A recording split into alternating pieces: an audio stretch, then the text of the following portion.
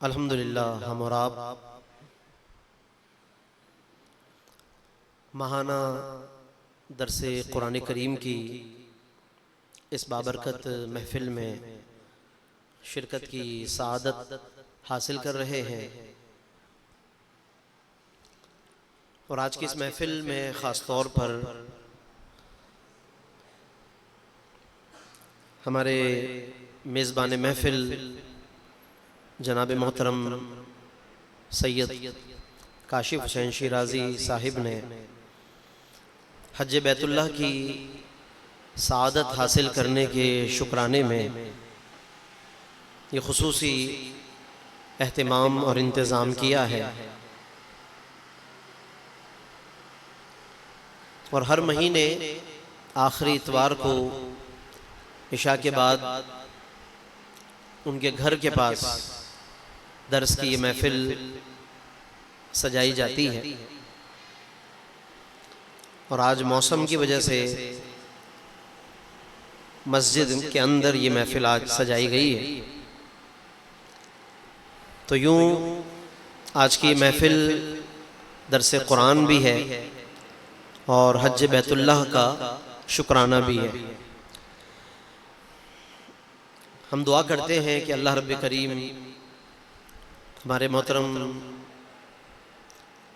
काशिफ हुसैन शिराजी भाई और दीगर जितने भी हुज्जाज किराम ने हज की सआदत हासिल की, अल्लाह पाक सबकी हाज़िरी को अपनी बारगाह में कबूल फरमाए और इन्हें और हम सबको बार बार हरमैन शरीफैन की बाअदब और मकबूल हाज़िरी नसीब फरमाए।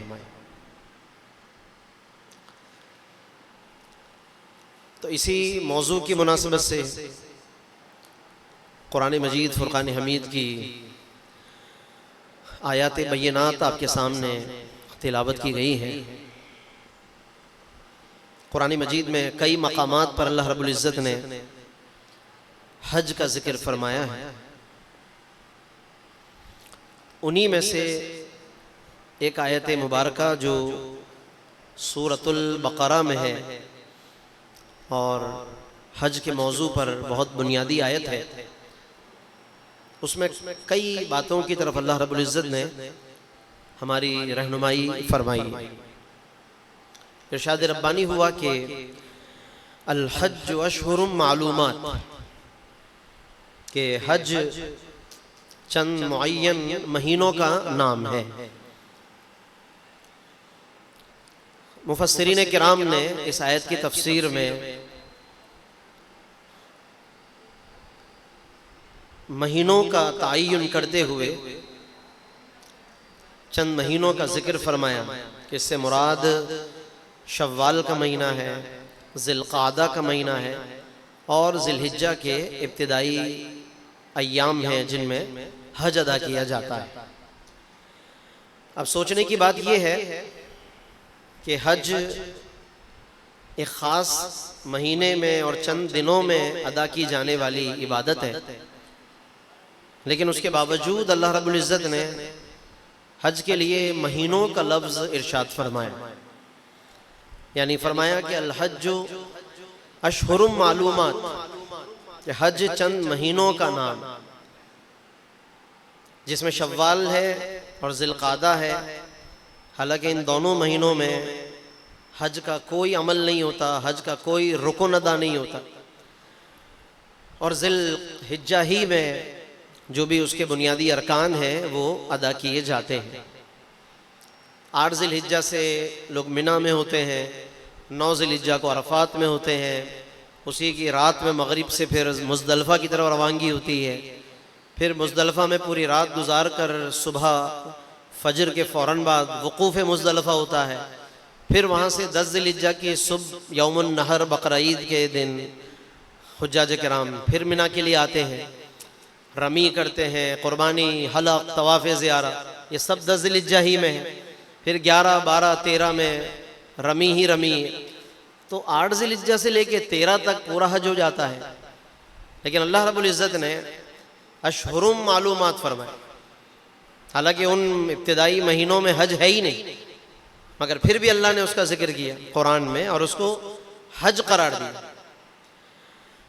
तो तफसीर में जो भी उलमा ने इसके ताय्युन फरमाया या इसकी वजाहत फरमाई है, उसमें अगर गौर करें तो ये बात समझ में आती है कि अगरचे हज चंद दिनों में अदा की जाने वाली इबादत है, लेकिन अल्लाह रब्बुल इज़्ज़त ने महीनों का जिक्र इसलिए फरमाया कि उन महीनों में अगरचे हज तो नहीं है मगर जाने वाले हज की तैयारी ज़रूर करते हैं। तो अल्लाह रब्बुल आलमीन को गोया कि वो तैयारी भी इतनी पसंद है, वो हज का तज़किरा करना भी इतना पसंद है कि रब्बे कायनात ने उन महीनों को जिनमें तैयारी उस इबादत की है, उन महीनों को भी अल्लाह ने हज करार दे दिया है। मालूम ये हुआ कि अल्लाह को इबादत ही नहीं बल्कि उसकी तैयारी भी पसंद। हम नमाज के लिए आते हैं तो बहुत से लोग जाहिर है कि यही समझते हैं कि जब हम मस्जिद में आ गए तो अब हमारी इबादत, बल्कि जब इस सफ़ में आ गए, नमाज शुरू हो गई तो अब हमारी इबादत शुरू हुई और अब हम बाकायदा सवाब के दायरे में आ गए, अजर सवाब के ज़ुमरे में आ गए। ऐसा नहीं है, बल्कि जब आपने घर से नमाज का इरादा कर लिया तो इरादा करने पर फरिश्ता सवाब लिख लेता है। हदीस में है ना, इदा हम्मा अब्दी बिहसनतिन, मुस्नद अहमद की हदीस है, मेरा बंदा जब नेकी का इरादा कर ले, इदा हम्मा अब्दी बिहसनतिन, मेरा बंदा नेकी का इरादा कर ले, फक्तुबूह, तो फरमाए कि इसको लिख लिया करो। फरिश्तों को अल्लाह फरमाता है कि मेरा बंदा जब इरादा करे तो लिख लिया करो। ये अल्लाह का फजल है बंदों पर। तो नमाज का जब आप इरादा करते हैं नेकी लिख ली जाती है, फिर जब चलना शुरू करते हैं तो कदम कदम पर नेकियां अलग लिखी जाती। जो जितना दूर से आता है उतना ज़्यादा सवाब है। करीब वालों को भी सवाब है कि उनके लिए ये कि नमाज में आसानी है, अजान भी अच्छी तरह सुनते हैं, उनका अलग सवाब है। लेकिन जो दूर से आते हैं, ज़्यादा चल कर या ज़्यादा मशक्क़त करके आते हैं, उनका सवाब और ज़्यादा है, क्योंकि हमारे दीन में मशक्क़तों को भी सवाब के तौर पे लिखा जाता है। बाज़ रिवायतों में फरमाया अफ़ज़लुल अमाली अहमज़ुहा, इबादतों में अफजल इबादत वो है जिसमें मशक्क़त ज़्यादा उठाई जाए। हज बैतुल्लाह में भी इसी तरह है कि जितनी उसमें लोग तकलीफ़ें उठाते हैं, मशक्क़त उठाते हैं, उतना सवाब लिखा जाता है। एक कबीले के लोगों ने जब बारगाह रिसालत में जो दूर रहते थे, उनकी रिहाइश दूर थी, मस्जिद नबवी से दूर थे, कबीला बनु सलमा के लोग थे। तो उन्हें जब पता चला कि मस्जिद नबवी के करीब कुछ मकान खाली हुए हैं, तो उन्होंने सोचा कि हम यहाँ पे अपनी रिहाइश कर लें। दूर से आना पड़ता है मस्जिद नबवी में, तो करीब रिहाइश मिल जाएगी, बार बार आका करीम की ज़ियारत हुआ करेगी, आसानी से पहुँच जाएंगे। तो बारगाह रिसालत में हाजिर हुए और अर्ज़ किया कि या रसूलल्लाह, कुछ मकानात खाली हुए हैं मस्जिद के करीब, तो अगर आप हुक्म फरमाएं, इजाज़त दें तो हम वहाँ से छोड़कर करीब आ जाते हैं। हुज़ूर अलैहिस्सलाम ने फरमाया नहीं, फरमाया मकानकुम तुक्तबु आसारुकुम, फरमाया अपनी अपनी जगहों पे ठहरे रहो, जितने कदम तुम चलते हो उतना सवाब लिखा जाता है। मकानकुम उसकुनु मकानकुम, यानी वहीं ठहरे, तुक्तब आसारुकुम, आसारे कदम लिखे जा रहे। तो इसीलिए ये नमाज में जितना हम आते हैं वो भी सवाब में लिखा जाता है। फिर आकर इंतज़ार नमाज में भी सवाब, आकर आप बैठते हैं, इंतज़ार करते हैं, तस्बीह, दुरूद, ज़िक्र अस्कार कुछ भी करते रहते हैं, इन सब पे सवाब। बाज़ रिवायतों का मफ़हूम है कि अल्लाह ने मेरी उम्मत के इंतज़ार नमाज को भी नमाज बना दिया है, यानी जितनी देर इंतज़ार है वो भी नमाज है। तो अब वो बात वाज़ेह हो गई कि शव्वाल भी हज का महीना, ज़िलक़ादा भी हज का महीना, हालांकि हज तो है ही नहीं, शव्वाल में हज नहीं, ज़िलक़ादा में हज नहीं, मगर हज का महीना कहते हैं उसको। कुरान ने कहा अल हज्जु अशहुरुम मालूमात, हज चंद महीनों का नाम, तो हज तो नहीं है उसमें। तो जैसे इंतज़ार नमाज नमाज बन गई, उम्मत का नमाज का इंतज़ार करना अल्लाह के नज़दीक नमाज करार पाया, तो बस इसी तरह हाजियों का अपने हज का इंतज़ार करना भी अल्लाह ने हज बना दिया है। जितना उन्होंने इंतज़ार किया, फरिश्तों ने उस पर हज का उनके लिए सवाब लिखा। यही वजह है कि अगर इस दौरान किसी ने जबकि एहराम इख्तियार कर लिया हो और अभी वो हज में नहीं पहुंच पाया और उस दौरान उसका इंतकाल हो गया, एहराम पहन लिया, नियत भी है, तैयारी भी है, एहराम भी है, बस वो क़ज़ाए इलाही से दुनिया से चला गया, हज नहीं कर सका, तो बाज़ उलमा ने लिखा, रिवायात की रोशनी में लिखा कि क़यामत के दिन वो लब्बैक अल्लाहुम्मा लब्बैक कहता हुआ उठाया जाएगा। हज नहीं किया, हज नहीं किया, मगर वो एहराम की हालत में या लब्बैक अल्लाहुम्मा लब्बैक कहता हुआ अल्लाह की बारगाह में हाजिर किया जाएगा। तो ये वो अल्लाह के फजलो करम की बातें हैं कि बंदा जितना इसमें गौर करेगा उतना अल्लाह का कुर्ब हासिल करने का शौक़ बढ़ेगा। तो अब आयत का ये पहला जुमला है कि अल हज्जु अशहुरुम मालूमात। उसके बाद फरमाया फमन फरदा फीहिन अल हज्ज, के पास जिसने भी इन महीनों में जो हज के महीने हैं उनमें एहराम इख्तियार कर लिया, तो फिर उसके ऊपर पाबंदी ये है, 3 बातें फरमाई, फला रफथा वला फुसूका वला जिदाल फिल हज। फरमाया कि फिर वो कोई बेहयाई की बात ना करे, वला फुसूका और कोई गुनाह ना करे, वला जिदाल और झगड़ा ना करे, फिल हज, हज में। अब ये ख़ास तौर पर इन 3 बातों का अल्लाह ने जिक्र फरमाया। हालांकि पाबंदियां तो बहुत सारी हैं, हाजी के लिए, एहराम पहनने वाले के लिए पाबंदियां तो बहुत हैं कि भाई वो बाल ना कटवाए, उसके बाद खुशबू ना लगाए, सिला हुआ लिबास ना पहने, और भी बहुत सारी पाबंदियां हैं। मगर आप गौर करें इस आयत में कि यहाँ पर अल्लाह रब्बुल इज़्ज़त ने ये जिक्र नहीं फरमाया कि वो सिला हुआ लिबास ना पहने, ये जिक्र नहीं फरमाया कि वो खुशबू ना लगाए। वजह क्या है कि वजह यह है कि इन बातों को तो हाजी ख्याल रखता ही है, लिबास का ख्याल, खुशबू का ख्याल या और दीगर बातों का ख्याल कि जिसकी वजह से दम लाजिम आता है, तो उसकी फिक्र तो हाजी को लगी होती है कि कहीं दम लाजिम ना आ जाए, तो इन बातों का तो वो ख्याल कर। अल्लाह ने वो बातें बताई जिनका लोग ख्याल आम तौर पे नहीं करते, क्योंकि इनके ऊपर दम नहीं है, इन बातों की खिलाफ वर्जी पे दम नहीं है। फला रफसा, अगर किसी ने जुबान से कोई गलत बात कर दी, वला फुसूक का कोई गुनाह कर दिया, वला जिदाल कोई झगड़ा कर लिया, दम कोई नहीं, तो हाजी को जब पता है कि दम है ही कोई नहीं, तो फिर वो ख्याल भी नहीं करता। तो अल्लाह ने फिर उन्हीं बातों को पॉइंट आउट किया कि जिन बातों को तुम भूल जाते हो उन्हीं का ख्याल रखना है।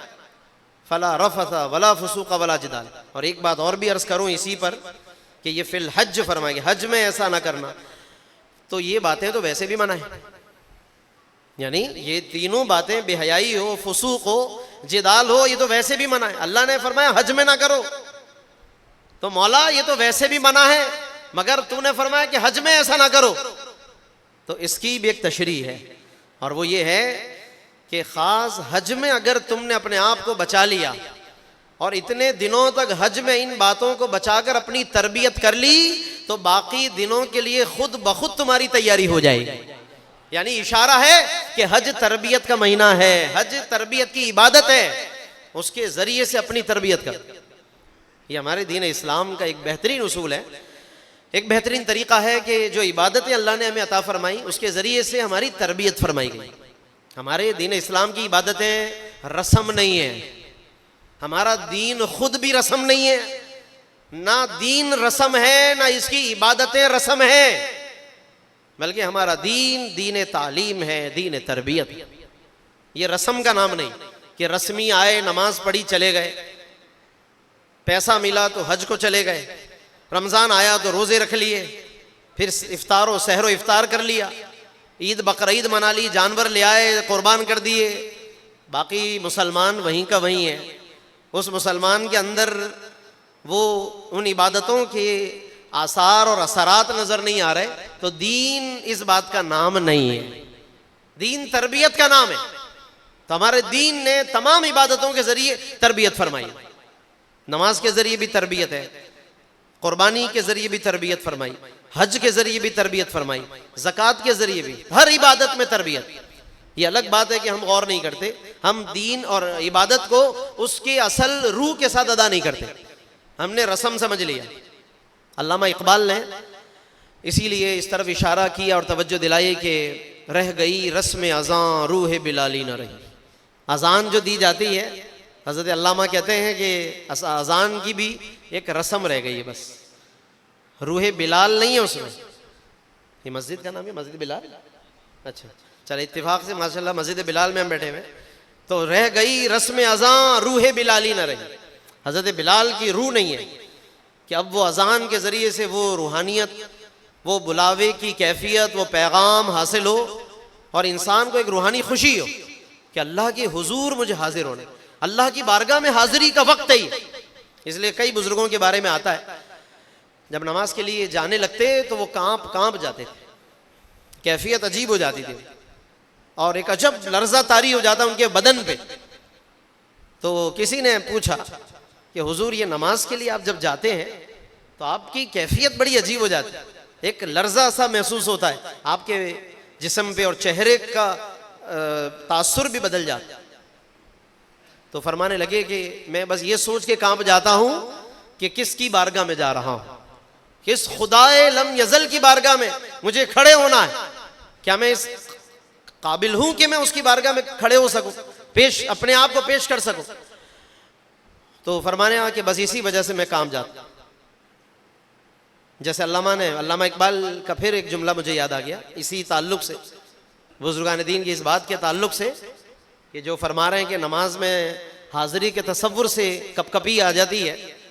ये वो लोग हैं कि जिन्होंने रूह नमाज को समझा, रस्म नमाज नहीं, रूह नमाज को तसव्वुर और तवज्जो में लाए और उसको अपनी जिंदगी का मकसद बनाए। तो अल्लामा कहते हैं कि चूं गोयम मुसलमानम बलरजम, चूं गोयम मुसलमानम बलरजम, जब मैं कहता हूं कि मुसलमान हूं लरस जाता। अल्लामा इकबाल क्या, मुसलमान अपने आप को कहता हूं तो लरस जाता हूं कि दानम, कि जानता हूं कि ला इलाहा इल्लल्लाह के तकाजे क्या हैं, उसका हक क्या है, ला इलाहा इल्लल्लाह कहने के तकाजे और उसके फ़राइज़ क्या हैं ये मुझे मालूम है, इसलिए मैं लरस जाता हूं। तो जिसे भी पता होगा, जिसे भी इल्म होगा कि नमाज और उसके तकाजे क्या हैं, हज और उसके तकाजे क्या हैं, वो तब्दील हो जाएगा, उसकी कैफियत बदल जाएगी। तो अल्लाह रब्बुल इज़्ज़त ने भी तरबियत फरमाई है और फिर आगे फरमाया वमा तफ़अलू मिन खैरिन यअलमुहुल्लाह। अगला जुमला है ये उसी आयत में कि जो कुछ भी तुम करते हो भलाई में से अल्लाह उससे बाखबर है। ख़ासतौर पे तो हाजियों से फरमाया, ये हुज्जाज से फरमाया जा रहा है। वैसे हम सब के लिए नसीहत है, कोई हज पे गया हो या ना गया हो, सबके लिए ये जुमला बड़ा कारफरमा और अहम है। फरमाया कि वमा तफ़अलू मिन खैरिन यअलमुहुल्लाह, जो कुछ भी तुम भलाई करते हो अल्लाह उससे बाखबर है। इसके अंदर एक इशारा तो ये है कि तुम्हारी तमाम इबादतों का महवर व मरकज़ अल्लाह की ज़ात होनी चाहिए। यअलमुहुल्लाह, अल्लाह उस इबादत को जानता है। तो जब अल्लाह जानता है तो बस फिर किसी और को दिखाने की ज़रूरत नहीं है। ये अगर हम सीख लें आज कि जो भी हम इबादत कर रहे हैं उसके अंदर फलां फलां फलां को दिखाने की ज़रूरत नहीं है और मेरा रब ही काफ़ी है इस इबादत को देखने के लिए, इस इबादत को जानने के लिए, इस इबादत की तारीफ के लिए, तो यहीं से रियाकारी का खात्मा हो जाएगा। दिखलावा, रियाकारी, नमूद व नुमाइश सब खत्म हो जाएगी। ये बड़ा अहम जुमला है। इमाम गजाली फरमाते हैं कि बंदे मोमिन के लिए यही काफ़ी होना चाहिए कि उसे उसका रब देख रहा है, तो फिर किसी और को दिखाने की क्या ज़रूरत है आपको। यानी किसी और को देखने की और दिखाने की ख्वाहिश बाकी नहीं रहनी चाहिए जब ये का पता हो कि मेरा रब मेरी इबादत को देख रहा है। वमा तफ़अलू मिन खैरिन, जो कुछ भी तुम भलाई करते हो यअलमुहुल्लाह, अल्लाह उसको जानता है। भाई ये काफ़ी आपके। आज तो मोबाइल का दौर है, तो लोग जो हैं वो हज में, उम्रे में, ज़ियारत में, रोज़ा रसूल पे और इसी तरह अरफात में हर जगह पे मोबाइल के ज़रिए तस्वीरें बनाते रहते हैं। यानी अब तो यही मशगला है। जैसे मालूम होता है कि हज के अरकान में, फ़राइज़ में लिखा हुआ है कि आपके पास एक अदद मोबाइल भी होना चाहिए। चले मोबाइल होना ठीक है, ज़रूरत भी है, वहाँ पे रश भी इतना है और राब्ता भी बहुत ज़रूरी है, लेकिन उसका जो इस्तेमाल इस वक्त वहाँ हो रहा है आप सब बखूबी वाकिफ़ हैं, सब जानते हैं। अब वो एहतराम और वो कैफियत अब नज़र नहीं आती, इल्ला माशाल्लाह जिसे अल्लाह हिदायत दे, जिसे अल्लाह तौफीक दे तो वो सलामत रह जाता। इल्ला मन अतल्लाह बिक़ल्बिन सलीम, सिवाय उसके कि जो सलीम और सालिम दिल लेकर आए अल्लाह के हुजूर, अल्लाह के पास, तो वही बचेगा, वरना तो बचना मुश्किल है। अब तो बाकायदा वहाँ पे ग्रुप फोटो बनते हैं हरम शरीफ के सहन में, मदीना तैयबा में ख़ास तौर पर। अब ये वबा आम हो रही है। जैसे ही आप वो ज़ियारत करके बाहर आते हैं गुम्बद खज़रा के साए में, सहने हरम में, मदीना तैयबा में ख़ास तौर पर, मक्का में भी इसी तरह है, मदीना मुनव्वरा में ज़्यादा है, तो लोग जो हैं वो ग्रुप फ़ोटो अब बनाने लगे। पहले इतना नहीं था, ये अलग अलग सिंगल फ़ोटो तो चलते रहते थे, अगरचे वो भी सही नहीं है वहाँ पर इतना ज़्यादा ऐसा करना कि जिससे इसी में मशगूलियत पैदा होने लगे और तोहमत लगने का अंदेशा हो आपके बारे में, बदगुमानी हो, ये फिर मुनासिब नहीं है। लेकिन ग्रुप फ़ोटो अब बढ़ रहा है। अब बाकायदा पूरे पूरे काफ़िले आते हैं मुख्तलिफ मुल्कों के, उनके देखा देखी हमारे भी और लोग भी, और फिर वो गुम्बद खज़रा को पीट करके ताकि तस्वीर में गुम्बद भी आ जाए। उनका मकसद पीट करना नहीं होता, मैं कोई किसी की नीयत पर कोई हुक्म नहीं लगाता, तो किसी के बारे में बदगुमानी हम नहीं कर रहे, लेकिन सूरतन व ज़ाहिरन भी अमल गलत है, चाहे नीयत कुछ भी हो। तो वो गुम्बद शरीफ को पीट करके फिर अपना पूरा ग्रुप सेट करते हैं। जैसे शादियों में होता है कि भाई इस तरह बैठे हैं, इधर खड़े हो जाएं, उधर खड़े हो जाएं, फिर छोटे आगे आ जाएं, बड़े खड़े रहें, छोटे बैठ जाएं, वो जैसे होते हैं ग्रुप। अब ये होने लगा है और बाकायदा फिर वो काफ़ी देर तक ग्रुप फोटो होते रहते हैं। फिर जो रह जाते हैं उनको कहते हैं आप हट जाओ या आप आ जाओ, लाइनें बनती हैं। ये मैंने खुद देखा वो सहन में, किसी को समझा भी नहीं सकते, रोक भी नहीं सकते कि वो फिर वहाँ पर एक अजब मसला है, हर एक की अपनी दलील है, हर एक की अपनी मंतिक है वहाँ, लेकिन अफसोसनाक है। फिर इसी तरह अरफात में दुआओं में मसरूफ़ होने के बजाय, मुनाजात करने के बजाय, अल्लाह से लौ लगाने के बजाय अब सारी तवज्जो इधर होती जा रही है। ये सोशल मीडिया ने, फेसबुक ने और इन चीज़ों ने एक अजीब लोगों को एक अलग रास्ते पे डाल दिया, ख़तरनाक रास्ते पे डाल दिया। अच्छा, फिर वहीं के वहीं उन तस्वीरों को फिर अपलोड करना, फिर उसके बाद दोस्तों के कमेंट को पढ़ना, ठीक है, ये सारी वबाएं बलाएं भी एक साथ आ रही हैं। तो देखिए अल्लाह रब्बुल इज़्ज़त ने किस तरफ तवज्जो दिलाई, फरमाया वमा तफ़अलू मिन खैरिन, जो भी तुम खैर का काम करते हो, या अलमहुल्लाह, अल्लाह जानता है, यानी यही तुम्हारे लिए काफ़ी है कि तुम्हारा रब जानता है, बाकी चीज़ों को इधर उधर दिखाने की क्या ज़रूरत। और आगे एक और जुमला बल्कि फरमाया, वो भी इसी की तरबियत है, फरमाया वतज़व्वदू, जब सफ़र करो तो ज़्यादा सफ़र ले लिया करो। सामान जैसे लेके जाते हैं अपने साथ, बैग लेके जाते हैं, खाना पीना लेके जाते हैं, ये बिल्कुल ठीक है, अच्छी बात है, हमारा दीन भी यही कहता है और ज़रूरत भी यही कहती है, वतज़व्वदू, ज़्यादा सफ़र ले लिया करो। लेकिन क्या कभी सोचा कि बेहतरीन ज़्यादा सफ़र कौन सा है? हम छांट छांट के बेहतरीन से बेहतरीन सामान बाजार से लेकर आते हैं, मार्केट से लाते हैं कि भाई ये चीज़ भी ज़रूरत है, ये भी ज़रूरी, ये भी ज़रूरी है। फिर घर वाले मशवरे देते हैं, भाई ये भी ले लो, ये भी ले लो साथ, क्या पता ये ज़रूरत पड़ जाए, है ना। हम चुन चुन के एक एक चीज़ लेके जाते हैं, ठीक है, बहुत अच्छी बात है, मना नहीं है, ताकि किसी की ज़रूरत ना पड़े, हमें किसी से मांगना ना पड़े, इस नीयत से ज़्यादा सफ़र लेना अच्छी बात है। लेकिन क्या कभी सोचा कि बेहतरीन ज़्यादा सफ़र कौन सा है सफ़र में, हज में ख़ास तौर पर? तो अल्लाह रब्बुल इज़्ज़त ने आगे उसका भी तअय्युन फरमा दिया, फरमाया वतज़व्वदू, ज़्यादा सफ़र ले लिया करो, फ़इन्न खैरज़्ज़ादि तक़वा, बेहतरीन ज़्यादा सफ़र तक़वा और परहेज़गारी है। अल्लाह ने ये भी बता दिया, यानी अपना बैग बस्ता तैयार करने के साथ साथ ये भी याद रखना कि मुझे ज़ाहिरी सामान के साथ साथ अपनी रूह की तरबियत का सामान भी साथ लेना है, और वो तकवा और परहेजगारी। तो हम ज़ाहिरी सामान तो ले लेते हैं लेकिन ये जो रूहानी साजो सामान है इसकी तरफ तवज्जो नहीं, और अल्लाह ने उसी की तरफ तवज्जो दिलाई। इसका मतलब है इस आयत में हर उस बात की तरफ तवज्जो दिलाई जिसकी तरफ तवज्जो नहीं की जाती, जिसको लोग इग्नोर करते हैं, अल्लाह ने वही बात बताई। फ़इन्न खैरज़ ज़ादी तक़वा।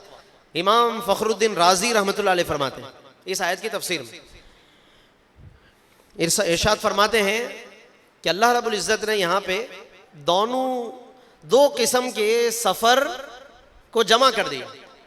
ये बड़ा उन्होंने लतीफ़ नुक्ता बयान किया हज़रत इमाम राज़ी ने, इमाम फ़खरुद्दीन राज़ी रहमतुल्लाह ताला अलैह, कि दो किस्म के सफ़र अल्लाह ने जमा कर दिए इस आयत।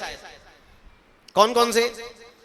फरमाया कि वतज़व्वदू, ये ज़्यादा सफ़र ले लिया करो। ये दुनियावी सफ़र की तरफ इशारा है, मतलब जो हम ज़ाहिरी सफ़र करते हैं, चाहे जहाज़ में करें, गाड़ी में जाएं, कहीं भी आते जाते हैं, ये वतज़व्वदू के ज़रिए उस ज़ाहिरी दुनियावी सफ़र और उसकी तैयारी की तरफ इशारा किया कि आप कहीं भी सफ़र करें तो ज़्यादा सफ़र ले लिया करें, ठीक है। तो दुनिया की तैयारी की तरफ इशारा कर दिया ताकि किसी के आगे हाथ ना फैलाना पड़े। और फिर फरमाते इमाम राज़ी कि फ़इन्न खैरज़्ज़ादी तक़वा कहकर अल्लाह रब्बुल इज़्ज़त ने सफ़र आखिरत की तरफ इशारा फरमाया है कि वो सामान न भूल जाना जो तुम्हारे आखिरत के सफ़र में तुम्हें काम आएगा। आज हम दुनिया के सफ़र का सारा सामान ले जाते हैं, लेकिन अगर याद नहीं रहता तो आखिरत का सफ़र याद नहीं रहता। कि जिस तरह आज एक सफ़र हम दुनिया का कर रहे हैं, एक सफ़र हम सबको आखिरत का भी पेश आना है। हम सब ने जाना है, सब ने दुनिया से जाना है ना। सफ़र आखिरत से किसी को मफर नहीं है, किसी को फरार नहीं है। तो क्या कभी सोचा कि जो वो सफ़र ज़रूरी है और अचानक पेश आ सकता है, कभी कुछ पता नहीं कौन कब दुनिया से चला जाए। बाकी सफ़रों की तो तारीख, बोर्डिंग कार्ड, पासपोर्ट, वीज़ा, तारीख सब पता होता है। तो जिसका सब पता है उसकी तो फिर भी तैयारी कर रहे हैं, और जिस सफ़र का पता ही नहीं कि अचानक कब दरपेश होगा, उसकी तैयारी की तरफ तवज्जो ही नहीं है। ये इमाम राज़ी फरमा रहे हैं कि फ़इन्न खैरज़्ज़ादी तक़वा के ज़रिए अल्लाह ने सफ़र आखिरत की तरफ तवज्जो दिलाई। और याद रखिएगा कि हज में ऐसी कई चीज़ें हैं कि जिसके ज़रिए आखिरत की तैयारी की तरफ तवज्जो दिलाई गई है। जैसे एक तो यही आयत है, और दूसरा एहराम। एहराम के ज़रिए कफन की तरफ इशारा है। एहराम पहनते हैं, बग़ैर सिली चादरें होती हैं, अनसिली चादरें, इसके ज़रिए कफन की तरफ तवज्जो दिलाई गई, ठीक है। और भी बहुत सी बातें हैं हज के अंदर कि जिन उन बातों के ज़रिए से आखिरत की तरफ तवज्जो दिलाई गई, ताकि हुज्जाज किराम जब वहाँ से लौटें तो एक पैगाम और एक तरबियत और एक सोच और एक फ़िक्र लेकर आए। और इसी के साथ फिर अल्लाह ने फरमाया वत्तक़ूनी या उलिल अलबाब, मेरा तक़वा इख्तियार करो ए अक्लमंदो, अक्ल वालो। इसका मतलब है अक्ल वाला वही है जो इस बात को समझ ले और तक़वे को इख्तियार करे। तो दोस्तों, जिन्हें अल्लाह ने ये सफ़र अता किया उनके लिए तो ख़ास तौर पर यह आयत बहुत ज़्यादा समझने की है, लेकिन जो नहीं जा सके उनके लिए भी, हम सब के लिए ये आयत मुबारका बहुत ज़्यादा काबिल गौर है। अपनी ज़िंदगियों में ज़रूर गौर करें। फ़ला रफ़सा वला फ़ुसूक़ वला जिदाल, ये भी हज की तरबियत है। चाहे आप हज करके आए या नहीं आए, इन कामों से वैसे भी बचना है। बेहयाई की बातों से आजकल तो बड़ी आम है बेहयाई की बात। मोबाइल के ज़रिए, इंटरनेट के ज़रिए जो लैंग्वेज, जो बातें, जो सोच और जो बेहयाई, बदतमीज़ी आम की जा रही, इससे खुद भी बचें और अपने औलादों को भी बचाने की फ़िक्र करें। ये आज हम सब की जिम्मेदारी। कल क़यामत के दिन पूछा जाएगा, लतुसअलुन्ना यौमइज़िन अनिन नईम, क़यामत के दिन नेमतों के बारे में पूछा जाएगा। तो औलाद भी तो एक नेमत है ना, जिंदगी भी एक नेमत है, मोबाइल भी एक नेमत है।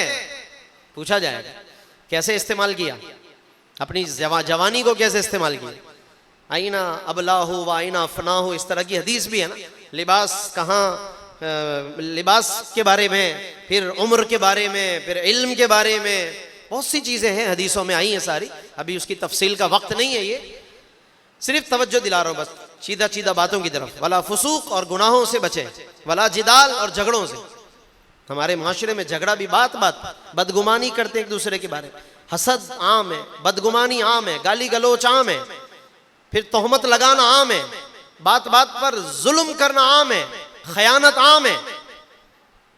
और घरों के अंदर जो बद अखलाकी है वो अलग है, बाहर अलग है, घरों की अलग है। बाहर बाजारों में और एक दूसरे के साथ जो लोगों की बदसलूकी है, बद अखलाकी, बदतमीज़ी, लड़ाई झगड़े, वो अलग है। और घरों में जो जुल्म हो रहा है वो अलग है। पहले भी हमने इस महफिल में, दर्स की महफिल में, एक पूरा टॉपिक और मौजू रखा था इस बात का, हुकूक के हवाले से और घरों के अंदर जो घरदारी है, अखलाकियात है, उसके हवाले से।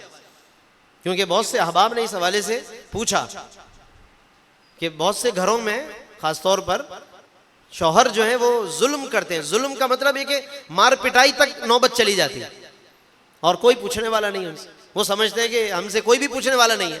यानी शायद उन्होंने ये समझा कि जैसे दुनिया में कोई पूछने वाला नहीं, इस तरह आखिरत में भी कोई नहीं पूछेगा हमसे, तो आखिरत में तो पूछा जाएगा। तो इसलिए ये वला जिदाला और फला रफसा वला फुसूक, इन चीज़ों का ताल्लुक बज़ाहिर हज से है, मगर मैंने अर्ज़ किया कि हज की आयतें भी तरबियत के लिए हैं, नमाज भी तरबियत के लिए रखी गई, ये सारी इबादतें तरबियत के लिए हैं। तो इन नमाज़ों को मस्जिदों से मज़ीद इसका पैगाम हमें बाहर ले जाने की ज़रूरत है। नमाज़ें अगर यहीं महदूद रह गई, इन दरो दीवार तक यहीं अदा की, यहीं सजदे करके दुआएं करके बाहर चले गए, और बाहर फिर हम और नमाजें अलग अलग हो गई, हम और नमाज जुदा हो गए, तो फिर उस नमाज की रूहानियत ख़त्म हो गई। जो नमाज मस्जिद के अंदर रह गई और हम उसके बाद चले गए, उस नमाज की रूहानियत ख़त्म हो गई। इसी तरह जो हज हरमैन शरीफैन में रह गया, हाजी साहब आ गए, हुज्जाजे किराम अपने अपने वतन को लौट गए, और हज हरम में रह गया, हज अरफात की फजाओं में रह गया, हज मुज़दलिफा और मिना में रह गया, और हुज्जाजे किराम घरों को चले गए, हज वहीं रह गया, तो समझ लो कि फिर हज की रूहानियत भी चली गई। और शायद इसीलिए इतने बरसों से, सदियों से हज के बावजूद भी वो माशरे में वो तब्दीली नज़र नहीं आ रही। तो उसकी वजह यही है कि हम उसको, उसकी रूहानियत को साथ लेके नहीं जाते। नमाजों को भी मस्जिद से साथ लेके नहीं जाते कि ये नमाजें हमें क्या सिखाती हैं। इन्ना सलाता तन्हा अनिल फहशाई वल मुनकर, नमाज भी हयाई बुरी बातों से रोकती है। तो हम तो नहीं रुकते, हम तो नमाज यहीं छोड़ के जाते हैं और बाहर जाके वही करते हैं जो हमने करना है। तो जब तक ये सूरत हाल रहेगी, माशरा इसी तरह बेअमनी और अफरा तफरी का शिकार रहेगा। तो इसलिए दोस्तों, इन तमाम बातों को हमें जमा करने की ज़रूरत है। अलग अलग तो इन तमाम चीज़ों को हम समझते भी हैं, कहीं ना कहीं सुनते भी हैं, पढ़ते भी हैं, सीखते भी हैं, लेकिन अब इन तमाम चीज़ों का एक गुलदस्ता बनाने की ज़रूरत है।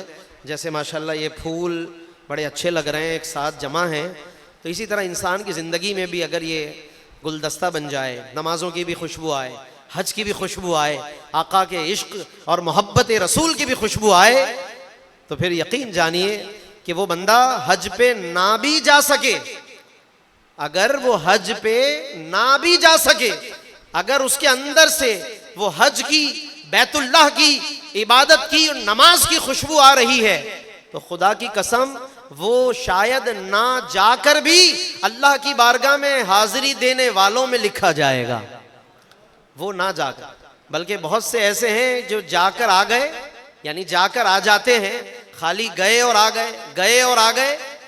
तो वो बाज़ उलमा ने कहा कि वो तो हाजिरी कहलाती है, जो गया और आ गया कुछ हासिल किए बगैर, यानी तो वो जिस्म का जाना और आना ये हाजिरी है।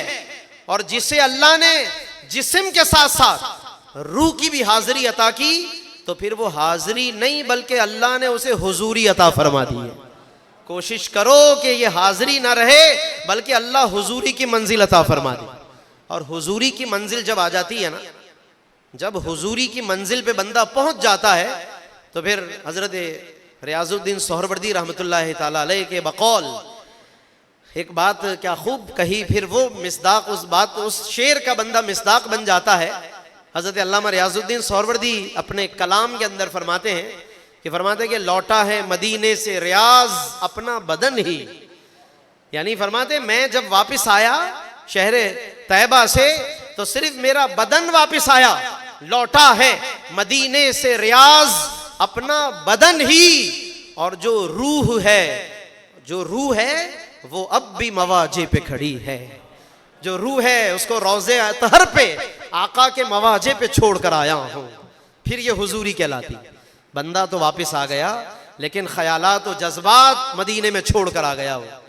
ये मंजिल काश के नसीब हो जाए तो ये मंजिल फिर उसे भी नसीब हो सकती है जो कभी नहीं जा सका। ठीक है, जो कभी नहीं जा सका वो भी मायूस ना हो। वो अगर अपने दिलो जान से हाजिर है, वो दिलो जान से अगर उसने तवज्जो कर ली है तो फिर हो सकता है वो बहुत से जाने वालों से भी बेहतर हो जाए। हाँ, वो बहुत से जाने वालों से भी अफजल हो जाए। जो तड़प रहा है, एक अरसे से दुआएं कर रहा है, अपने घर में दुआ इबादतों में नमाजों में सजदों में गिड़गिड़ा रहा है, नहीं जा सका, लेकिन वो बहुत से जाने वालों से भी अफजल। इसके भी बड़े वाकयात भी हैं बहुत से बुजुर्गों के। तो इसलिए मायूस ना हो, दुआएं भी करें लेकिन उसके साथ साथ अपनी ईमानी अखलाकी रूहानी तरबियत ज़रूर करें। तो यही बस पैगाम है आज की इस महफिल का।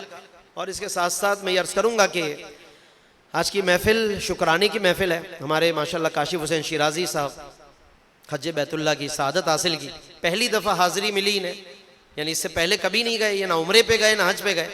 पहली दफ़ा में ही माशाल्लाह लब्बैक हुई और अल्लाह ने डायरेक्ट इन्हें हज अता फरमा दिया। ऐसा भी होता है, बहुत सौ पे करम होता है तो बराह रास्त फिर हज पे बुला लिए जाते हैं, जिसमें हज भी हो जाता है और उम्रा भी नसीब हो जाता है। तो बहुत से ऐसे बैठे होंगे यहाँ जो कभी नहीं गए, तो दुआ करते हैं हम इस महफिल की बरकत से। हाँ, काशिफ भाई ने भी यकीनन बहुत सी दुआएं की होंगी, हम सब के लिए की होंगी, अपने लिए भी, हम सब के लिए, तमाम अहले वतन के लिए। तो अल्लाह पाक इनकी दुआएं भी कबूल करे। और ये महफिल भी चूँकि हज से मंसूब है, हज ही का शुक्राना है, तो इस महफिल में भी दुआ करते हैं कि अल्लाह पाक सबको बार बार बाअदब हाज़िरी अता फरमाए, सबको बाअदब हाज़िरी नसीब फरमाए। तो बहरहाल ये शुक्राना है, यानी अल्लाह का शुक्र अदा करने की महफिल है। अपनी हर नेमत पर अल्लाह का शुक्र अदा करना चाहिए। जो भी अल्लाह ने नेमतें अदा की, बज़ाहिर अगर नेमतें नज़र ना भी आ रही हों तब भी सोचिए कि हम ना जाने दुनिया में कितने लोगों से बेहतर ज़िंदगी गुजार रहे हैं, हम कितनों से बेहतर है। कुछ ना होकर भी बहुत कुछ होता है, हमारी तवज्जो नहीं होती। कुछ नहीं तो जिस्म है, चलते फिरते आ रहे हैं जा रहे हैं, लेकिन ज़रूर सोचिए कि ऐसे लोग भी तो हैं ना दुनिया में कि जिनके पास जिस्मानी सलामती नहीं, माजूर हैं। हमें अल्लाह ने माजूरी से बचाया, और अगर जो माजूर है तो उसे अल्लाह ने कोई और नेमत अता फरमाई, उसे अल्लाह ने उससे ज्यादा माजूरी वाले से बेहतर बनाया। भाई उससे भी ज्यादा माजूर भी तो है ना। इस तरह दुनिया में अलग अलग मरातिब रखे गए हैं। नबी करीम सल्लल्लाहु अलैहि वसल्लम का एक तरीका, एक सुन्नत में बता रहा हूँ ताकि हम इस तरह से अपनी जिंदगियों में हुजूर अलैहिस्सलाम के मामूलात मुबारका को अपनाने की कोशिश करें। हजरत जाबिर रज़ी अल्लाह अन्हु बयान करते हैं कि हुजूर अलैहिस्सलाम जब बाहर से तशरीफ लाते, यानी बाहर तशरीफ ले गए घर से, फिर घर में वापस तशरीफ लाते या मस्जिद में आते, तो आते ही अल्लाह की बारगाह में शुक्राने का सजदा अदा करते। जब पूछा गया या रसूल अल्लाह आप ये आते ही सजदा अदा करते हैं, तो फरमाया कि आज मैंने जाते हुए फला माजूर को देखा, उसका हाथ या पांव सलामत नहीं था, तो मैंने शुक्र अदा किया कि अल्लाह ने मुझे सलामती अता फरमाई। क्या आज हम ये करते हैं? हम हो सकता है जाते हुए अल्लाह का शुक्र अदा कर लेते हों जबान से या दिल से, बहुत से ये भी नहीं करते। लेकिन आकाए दो आलम का रुतबा देखिए कि आकर घर पे या मस्जिद में आकर सजदा रेज हो जाते थे अल्लाह की बारगाह, और फिर इस बात पर शुक्र अदा करते कि अल्लाह ने मुझे जिस्मानी तौर पे सलामत बनाया है। तो वो तो हुजूर की शान और हुजूर का रुतबा, हमें कितनी जरूरत है शुक्र अदा करने की। हर नेमत पर शुक्र अदा करें, हर हाल में, बल्कि नेमतें नजर आए ना, हर हाल में शुक्र अदा करें। तो बहरहाल ये शुक्राना भी अच्छा है। हज की माशाल्लाह अल्लाह ने इन्हें सआदत बख्शी। तो हमारा जो ये माहाना दर्स की महफिल है, हर महीने आखिरी इतवार को हमारे काशिफ भाई के ही घर के पास सजाई जाती है। तो आज आप सबकी आसानी के लिए यहाँ पर सजाई गई मस्जिद के अंदर।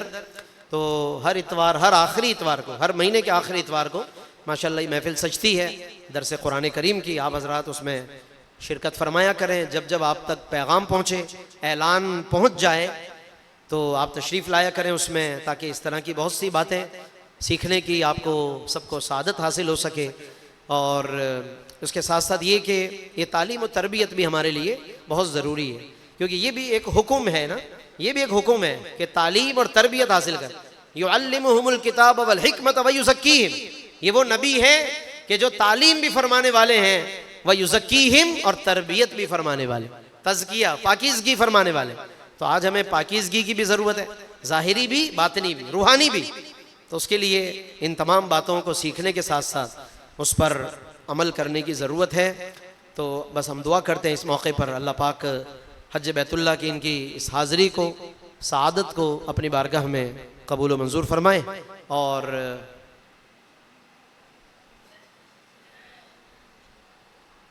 और हम सब पर अल्लाह पाक अपना फजल करम फरमाए और हमारी सबकी मुश्किलात परेशानियां भी अल्लाह पाक दूर फरमाए और हम सबको इस तरह की महफिल में शिरकत करने की तौफीक रफ़ीक मरहमत फरमाए। आमीन।